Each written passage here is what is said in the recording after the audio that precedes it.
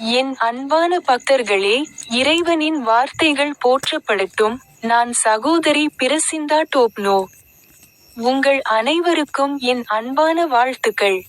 இன்று மார்ச் மாதம் 26ஆம் நாள். 2026ஆம் ஆண்டின் 3ஆம் மாதம். உங்கள் அனைவருக்கும் இனிய ராம நவமி நல்வாழ்த்துக்கள்.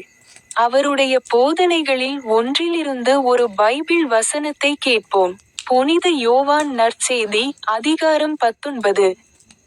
வசனம் 30 கூறுகிறது, இயேசு வினிகரை பெற்றபோது, முடிந்தது, என்றார். மேலும், அவர் தலைவணங்கி, தம் ஆவியை ஒப்படைத்தார். உங்கள் அனைவருக்கும் என் அன்பான வாழ்த்துக்கள். எனது யூடியூப் சேனலில் உள்ள ஸ்டிக் பொத்தானை அழுத்த மறக்காதீர்கள்.